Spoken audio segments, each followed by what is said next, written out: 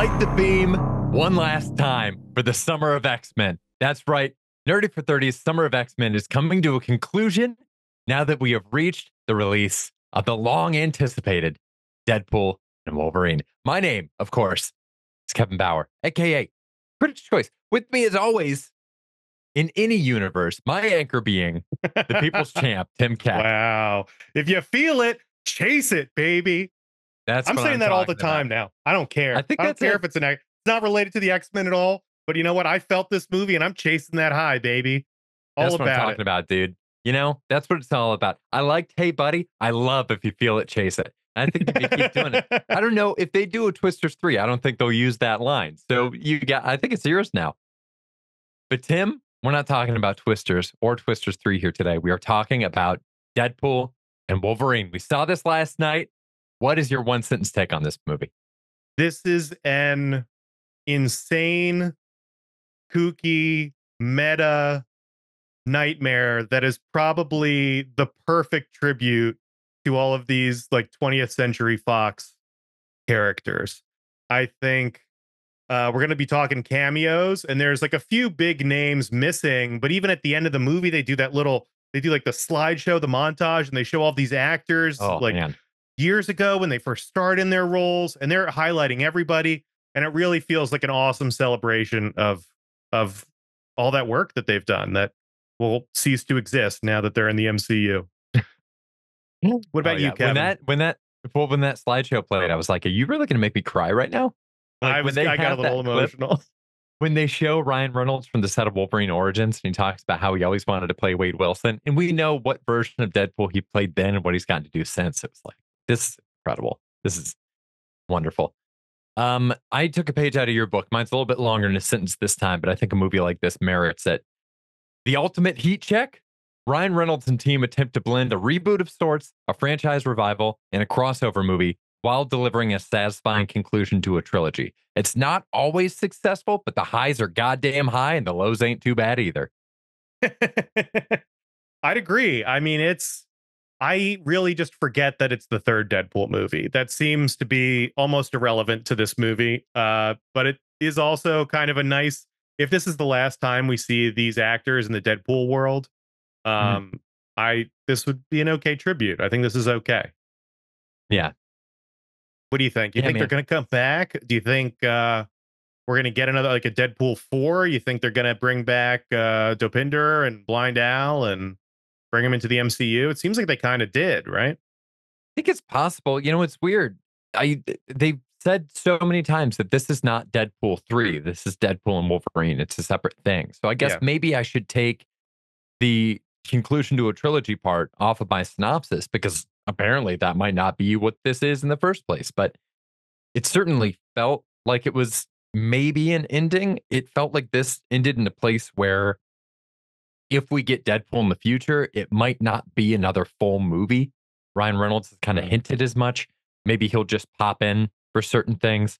I think it would be really funny if they delivered on the Thor joke that they had at some point. Like if that is Yeah. somewhere in the movies, I would love to see that actually happen.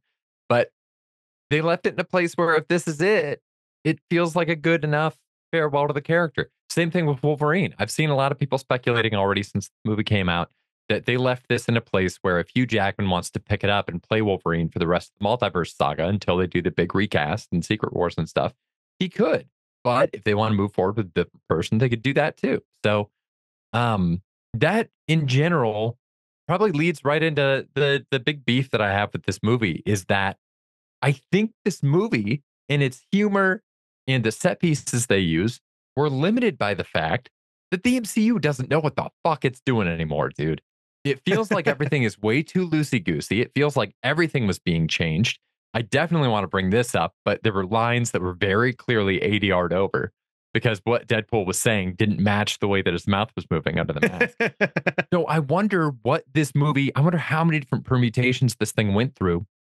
And I wonder what it would look like if Marvel stopped playing scared and actually stuck to something, put it down on paper and stuck to it and let the movies do it so that they didn't need to do reshoots every 6 fucking days. It really frustrates me because I do feel like that was what held this movie back for the most part. What about you? Did you have a big beef about this one?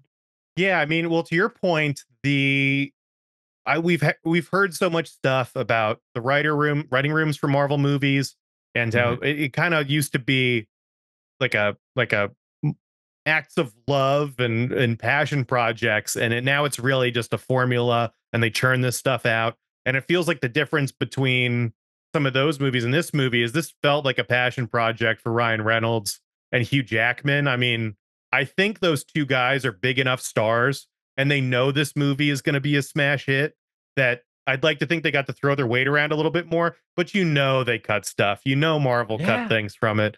And I think if I would love it if this is the last time we talk about the multiverse too. I feel like we don't really need it. I don't know. It's so confusing. It's a great way to introduce people. I'm torn.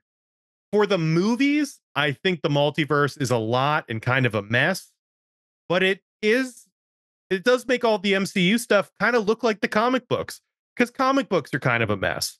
And there's all kinds of weird continuity stuff. And then a new writer shows up on a comic, and all of a sudden the character is completely different or has a new power. And then you get a new writer and it's completely different again, and they don't have that power anymore. There's crossovers, people do all kinds of weird stuff. They blend worlds together whenever they feel like it. Like the comic book world is so confusing that this kind of fits in with that. But as a movie, Deadpool's right. We really need a course correction just to make more Shang-Chi's. That's what I want. That Yeah. movie's awesome. Just make Shang-Chi's. We don't need this like multiverse. I don't know. For Doctor Strange it works, I guess. But uh I think my biggest beef is the stakes of it. I don't really buy the emotional arcs of Wolverine and Deadpool in this. And I think Sure. that's probably the criticism of, is this an amazing movie? Probably not. It's incredible for people who are fans of this stuff. It's incredible fan service. But as a movie, why did Deadpool and Vanessa break up? It Yeah. Yeah, man. is Wolverine's whole thing really that he was at a bar when the X-Men were murdered? That's not So enough. lame. That's not enough. And Not nearly that enough. must have been redone. They must have done something else. You'd think that he would have done something to kill them all. I mean, in Logan, Professor X kills all the X-Men, Mhm. right? So I think there's a version of this where Wolverine goes insane and murders all the X-Men. Like that's a comic arc somewhere. That's what they Uh did in Old Man Logan. I really thought that's what they were pointing toward here, and I thought that was cool. Even when he said the bar thing at first, I thought he was holding back, and then he was gonna reveal that it was the thing. In the Old Man Logan storyline, the supervillains band together, they cloud Wolverine's mind, so he thinks that he's taking out all these different supervillains that are swarming the X Mansion. In reality, he's just butchering the X-Men. And like it's really traumatic, it's really fucked up, and it would explain why he's this messed up. Him being at a bar when people attacked, it's nothing. It's so bad. Also, he's in a bar and the bartender is annoyed with, like, hates him because they're like, "Oh, Wolverine, you suck." And it's like, why? Because you were at a bar when this thing that is not related, like, humans did this. Humans murdered Yeah. all the X-Men. It's not Wolverine's fault. So why is this bartender mad at him? Why does this bartender hate him? Does he hate him because he's a mutant, or does he hate? I kind of got the impression that he did something so bad that everyone in the world hates him, Yeah. and that doesn't fit at all for me as far as that arc. Not in the And then the slightest. Vanessa stuff, Honestly. it's weird. Oh, sorry. No, just gonna say, then the Vanessa stuff is weird. It's just, yeah, it doesn't make any sense. Why'd they break up? I don't understand it. I do kind of get the idea of Deadpool wanting to matter. That's something, but it's Yeah. still not as juicy as any of the other movies. Right? The first one was revenge and love, and the second one was forgiveness and like repentance and dealing with the loss of a loved one and learning to love again and found family. And then this Mhm. third one is uh he wants to be an Avenger and didn't make the cut. And it's just a sharp turn. Uh Yeah. so yeah, that's my biggest beef. I think that's good. I We just talked about this with like how disappointing it is anytime you set up a relationship that's really good and really healthy and really supportive in a way that they've gone out of their way to make Wade and Vanessa in these movies. where Mhm. it's comedic the extent to which they're the perfect match. And then to have it just end in such a lame way in this movie and then have them working to get it back, it doesn't feel satisfying. You never mess with the relationships. A buddy of mine said one time that all the bad episodes of The Simpsons are the ones where it looks like Homer and Marge are going to get married. Or sorry, Gonna get divorced. are going to get The divorced. opposite. Yeah. I hope. So I hope the he makes an opposite. honest woman out of her one of these Oh days. my God. One of these days. They really don't bring up the fact they're not married. Um, but yeah, it's like as soon as this thing that should be foundational is on the rocks, it's not fun anymore. Partially because we know the way that it's going to work out. Of course, he's going to win her back in the end. So it doesn't feel like there's stakes in the same way. So I'm right there with you. Both of those were big misses for me. Their love was a driving force in the first two movies, and then it's Yeah. completely bailed on. But like his relationship with her is crucial to the Deadpool mythos in these movies. And so maybe this was also, it does feel like both of these things were just excuses to do the cool stuff they wanted to do. Mhm. Which leads me to my thief. The Wolverine mask is maybe, I felt so many emotions when it finally came out. And I'm Oh my so God. happy that Hugh Jackman got to do this. He is fun. This was the closest to like fun, kick ass yellow suit Wolverine. He wore the friggin' mask that looked a little goofy, but it was still incredible to see. It looked as good as it's gonna look, I think. It's a dumb mask. It looks as good as it's gonna look. And I was so excited to see it. And man, Wolf, he just he just delivers. And it feels like this is the best version of Wolverine. Is that crazy? Is it crazy to say this is the best Wolverine we've got? No, he gave it hell in this movie too. Hugh Jackman acted his ass off in this movie Yeah. and was terrific the entire time. I mean, he was definitely a highlight of this. The mask, I think they got 80% of the way there. I think they can refine it. I feel like if Wolverine shows up again in the multiverse saga, they'll do the mask. If there's another equivalent of the in-game final battle, they'll do the mask again. But I want to see them give it a little bit of refinement. To me, his eyes, the white of the eyes was a little too big under the mask. Mm. And I realized watching this movie for the first time, Hugh Jackman's got some big ass eyes. He's got some kind of bug eye thing going on. So I don't know if they matched the size of that to his actual eye size, but the eyes looked a little bit too big and they weren't quite expressive enough in the same way that like Deadpool's eyes are and that they let Spider-Man's eyes be now. So I feel like they'd make those two tiny little adjustments to it. It'll look perfect. But It was so cool. And it's another example of in this movie, I think instead of like writing a good script, they were just like, what are the coolest things we could do? yeah. And it's kind of crazy that that's not a thought that crosses more MCU stuff, is just what would be amazing to see. You know what would be incredible if we did the Wolverine mask and they know it's incredible and they make Mhm. it slow motion and they walk out and there's a music buildup, there's explosions. Deadpool reacts like, holy shit. Like they build it into such a moment and I'm in hook, line, and sinker. It's huge. They make this thing that is like kind of a running joke with Wolverine in the movies and Mhm. make it like an incredibly impactful moment, dude. It was so cool to me. I thought it was huge. Kevin, It you was got neat. you got a thief for this one? I know it's hard to Yeah. pick one. I know exactly what mine is. Cassandra Nova, man. Mm, Cassandra Nova was so sick. Talk about an all-time villain. I mean, oh my God. I know she gets obliterated. There's no way that she's not coming back. Emma Corrin crushed this role. It was like Cassandra walked right off the comic page. It was absolutely phenomenal.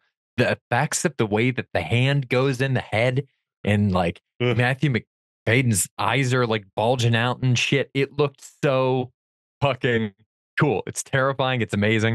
It rips the skin off Johnny Storm. I'm all the way in on Cassandra Nova. Dude, she was awesome. I mean, way too OP, but I mean, but that's Cassandra crazy. Nova. That's the whole thing from that like Grant Morrison run on New X-Men is that everybody is so fucking powerful when they hit this certain level. And like, yeah, I feel like that's consistent with her characterization in the comics. It's also very cool that she's trapped in this void. Mhm. Um, I very much appreciate that you don't have to have watched Loki to get this movie, but Yeah. she's trapped in the void and ruling the void and likes the void. It's because she's allowed to be the monster she is. I mean, it's very. It's very cool. Her character's so good.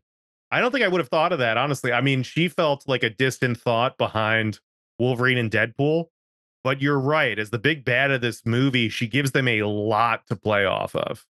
Yeah. And I was thinking with like Deadpool and Wolverine, like Hugh Jackman and Ryan Reynolds' relationship, and Mhm. how Hugh Jackman, like you see them in interviews and they're goofing off and having a good time. But then Ryan Reynolds plays the character that gets to goof off, and Hugh Jackman's idea of a good time is just acting really good. Yeah. And so, like, that's how they get along. It's very funny to me. It's like how some people want to be engineers and some people want to be, I don't know, teachers. It's like these are incredibly different things. It's crazy people want different stuff like this, but it works so well. And the two of them playing off each other, and then Cassandra Nova coming in and being like straight up and down a badass is awesome. It's really Dude, sick. That did make me think of one other beef that I have. yeah, Um, Alioth is fucking stupid. This smoke dragon, we got to get rid of this fucking smoke dragon. The it's smoke dumb. dragon is so dumb, dude. It's dumb. The Void is dumb. Loki's dumb. I think it's over, and it should be. Yeah, I Uh, think the void may be my like far flung guess is that I think the void is going to be the MCU's version of Battle World because in Secret Wars, all these different multiverses crash together and they end up in this thing called Battle World that's like pieced together in the more modern Secret Wars. It's pieced together from these slivers of these different multiverses. So you get all these different variations of characters living together and intermingling and finding their own way to exist in this world that kind of feels like Universal's Islands of Adventure. Like as you walk around the outside of it, you go into all these different climates and stuff. I feel like they're going to use the void for that because they already have this IP in place. People are already kind of familiar with this idea of the void as this place that all these things from different multiverses end up. There's no way that the void isn't Battleworld for the movie. and they did kill everyone in the Void, so they've kind of got a clean slate there, right? They can just True. dump all the main MCU guys in there and mix it up. Speaking of all the people they killed, Kevin, I thought it'd be awesome if we did a draft of our favorite cameos in this. This Let's fucking movie go, is dude. nothing if not a cameo fest. Kevin, you get the first pick. Who was your I get first favorite? pick. Who was your favorite cameo in in Deadpool and Wolverine? All right, we're doing five each, right? We're doing five each. Blade. Blade is Oh, the only one of all the different cameos. Blade is the only one that I actually popped for. I cheered, I clapped, I was vocal. Anytime any of these things happen, I think the only other time that I've like cheered and clapped in a Marvel movie in the past 5 years was when Cap caught the hammer. I mean, dude, seeing Wesley Snipes up there again, he's got the white flavor saber. Oh, so sick. So sick. Love Blade. okay. My pick is Johnny Storm. I think it has to be. Okay, damn. That's like the next coolest one for me. That's the closest thing to a pop. Seeing Chris Evans in the MCU again was insane. It was crazy. It was so good. And they're teasing it so hard. And Mhm. I really tried to turn my brain off for this and not overthink it. It was amazing when he turned into the Human Torch. I was Yeah. so excited. And I was so excited that he got to be a part of this and not be Captain America. I don't want to see him play Captain America again. I realized I really am just I it went perfectly. We don't need to see him again. I don't want to see Tony Stark again. They went perfectly, you know. We don't need to Yeah. I don't want them mixed up in this garbage. But yeah, he played the Human Torch and Captain America. That's crazy. Nobody flames on in this and then just gets destroyed by Pyro. It is crazy he just gets his ass kicked the whole time. Yeah. And it seems like Chris Evans is like buddy buddy with them. You know, there's a lot of Chris Evans in like the post credit, in like the credit flashbacks. Mhm. It seems like he's one of their boys. So, and he got treated as such. But I loved it. He was awesome. It was so good. The only thing that I wanted more from that is if somehow they'd done like a Killmonger thing. And so it looked like it was Killmonger and Captain America, and then it was just double torches. Oh my god, Michael B. Jordan not being in this is a huge bummer, I'll dude. What still if they? take what I got. They did Oh, it, they played it exactly the way that I've seen people write out in half a dozen Reddit comments, where it's like, we think that it's going to be Captain America. And then he says, flame on. I mean, they did it beat for beat, which was fun to see. I loved it. Incredible. Gosh, I hope we get a Michael B. Jordan Black Panther in Battle World or whatever it is. That would be Oh, that'd be so amazing. sick. Amazing. Fuck, man. That'd be great. All right, me next, right? Yep. Tiny Wolverine. Tiny Wolverine. Tiny Wolverine was awesome. I loved it so much. It's the first one up. They played it great. I didn't think there was any like the best thing that they did with all these cameos. That's the thing that I appreciated the most out of this is that this is a movie that's for the cameos and Mhm. they played the cameos so well. Like they understood, we talk about this all the time. They knew exactly what this was. They played it right down the line and they used that opportunity to give us things like we never thought we'd see. Wolverine crucified on the giant X. Never thought I'd see that my entire life. Yes. Wolverine in a comic accurate Age of Apocalypse costume. Never thought I would see that in my life. But to start it with Tiny Wolverine, amazing. Like it set the tone so well. It was so funny. God damn. Okay. I want him. Since you brought it up, I'm taking it. I was going to take it third, but number two for me is Age of Apocalypse Wolverine. That It's was cool as so fuck, dude. crazy. It It's was awesome. so cool. It's an icon. Oh, It's such an insane comic book accurate look in like yeah. an insane wasteland. And it's also so cool that they made Wolverine stronger. I Yeah. love it. I love that he is like he got the MCU bump because watching Age of Apocalypse Wolverine just beat the living shit out of Deadpool and throw him into a wall was so freaking awesome. I loved Mhm. it. I was so excited for that, man. It was great. So that's my number two. That was really sick. All right. So that's your number two. So then I will take, oh boy, I'm gonna take Cavalry. Oh, yes. I don't know. So let's talk about Cavalry. Do you Let's want to see this for the actual MCU Wolverine? no, Me neither. no, But I he was don't. fun. He's too big. He's so big, dude. Henry Cavill needs to be in the MCU. Henry Cavill needs to play a superhero for as long as he can. I don't know how old Yeah. he is, but he's jacked out of his mind, handsome as hell, and he's good at what he does. And I think he's also a lot more fun Mhm. of a guy than the superhero than Superman lets him be. But I don't know. I don't know what the right role is for him. Uh You know what the oh man, perfect one I'm is? blanking on his name. What? I heard this is a rumor. I think you wouldn't let me tell you this on the show because you didn't want to hear any possible I spoilers, didn't but want it any didn't end up spoilers for happening. this. I heard a rumor that for Loki season 2, they were looking at doing a cameo where in the Marvel universe, there is basically a fake version of the Justice League that's from a different dimension called the Squadron Supreme. So Yes. they're all very clearly mapped onto the Justice League members. And they're like one of the first kind of multiversal incursion things that ever happens in the comics for crossovers. I heard a rumor that for the MCU, they were going to try to do the Squadron Supreme, but with the actual Snyderverse Justice League actors. So, like, Ben Affleck would be Nighthawk, Henry Cavill would be Hyperion. That's what I want. I want that so bad to just go like pull out carte blanche on all those people. That would be incredible. I mean that's the best idea for sure. I was thinking maybe oh god, who's like the guy who's like the actor, he's like the MM man, but he has the huge Oh, Miracle Man. no, Or not no, Miracle Man. He's like he's the strong actor. as heck. What? Wait, the character's an actor? The character is an actor and he wears glasses and he shades and he's got like an M on his chest and he's Oh, like Wonder Man. Wonder Man. Yes, it's not Flip an that M. upside down, I maybe. was That's a looking at it W. upside down. I thought Wonder Man would be cool. I was thinking maybe the Sentry, but I mean, you're 100% right. But it'd be cool to see him play Wonder Man. That'd be pretty awesome. There And I'm is a just Wonder Man also coming. there is. Is he Yeah, cast it's already? Yahya Abdul-Mateen. It's the guy he played Black Manta in Oh, the Aquaman movies. I think he's gonna be real good. wow. Yeah. Don't hate it.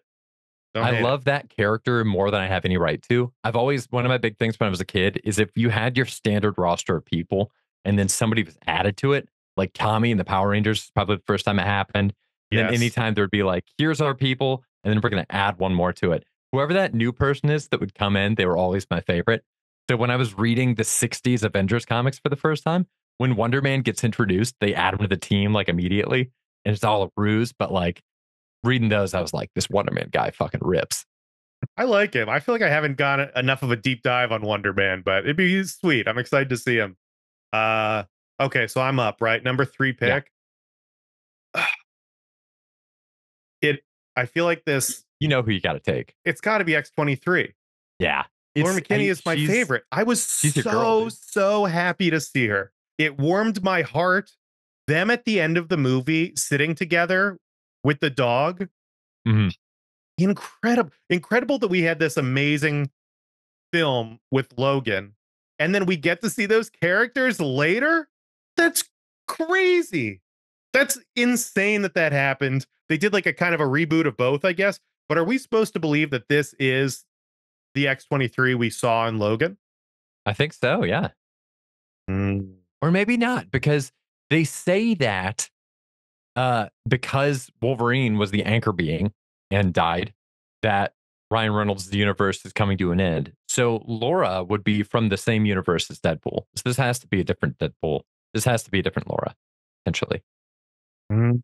But then there would have been a Maybe Wolverine and not. Deadpool's universe. I'm already confused. I think maybe we can Yeah. just assume they're all from new places. But then all the other cameos, we'll get to them, but a lot of these guys are just lifted from the movies, which is amazing. And I'd like to Yeah. think they're not all anchor beings, right? I'd like to think it's all the same people. I guess it doesn't matter. You've got the actor playing this character. Who cares if it's the Mhm. same exact one? There's a multiverse.